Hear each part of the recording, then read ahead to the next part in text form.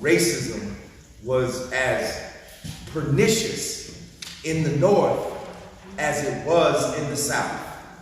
It's just that the story that we hear, but the narrative that we hear about slavery and racism, the popular mythology is it was a Southern institution. Sure. But we know that that's not the case. It was not a Southern institution. It was a national institution. Slavery was a national institution. Slavery was not just in North Carolina, South Carolina, and Georgia, and Mississippi, and Alabama. Slavery was in New York. Slavery was in New Jersey.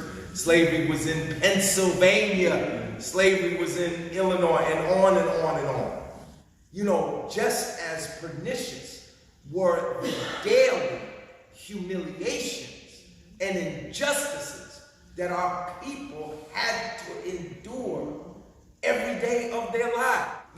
Bartholomew de las Casas said, you shouldn't enslave the Native Americans because they have souls. But you can enslave the African because they have no souls. Did you know that about de las Casas? They knew it was wrong. You think they didn't know it was wrong? I'm telling you. Because you know how the academic world is. Well, you have to consider that George Washington was a man of his time. This is how we excuse the evil treatment of African people. Some of the evil. Have you seen these pictures of the instruments of torture that were used to force the obedience of black people? Have you seen these things? These implements that were made to force feed slaves, funnels to stick down their throats, instruments to break their teeth if they refused to eat. A whole area of industry arose to develop the instruments of enslavement. Birmingham in England became industrialized in part through the production of chains and the metal bands used to make kegs to hold rum. You can read this. You can challenge anything I say, but I'm telling you where to read it. Read Capitalism and Slavery by Eric Williams. And he'll tell you all you need to know about how enslavement developed Europe and underdeveloped Africa. Yes, I put on my card. I didn't hide it on my website. I am campaigning openly for reparations for African American people. I'm going to be raising hell for reparations in the Senate of the United States. They stole us, they sold us, they owe us.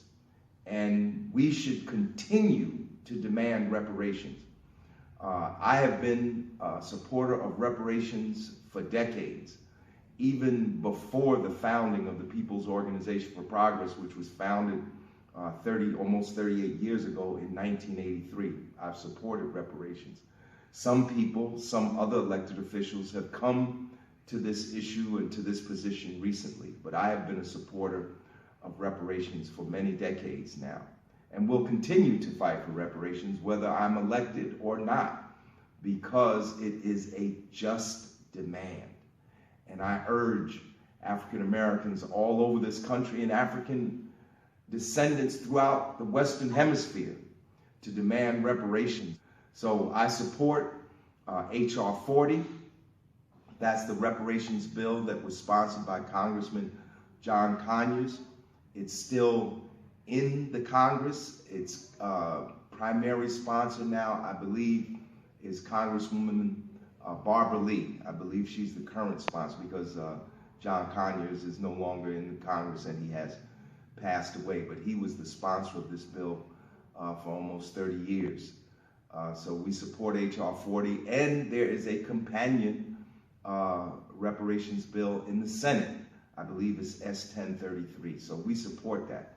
But if I'm elected to the U.S. Senate, I will not only support those bills, which are bills to study the issue of reparations and to make recommendations.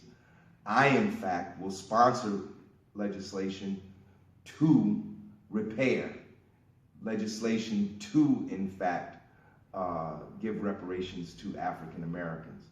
And I hope I'll be able to get other senators to join me as co-sponsors in that.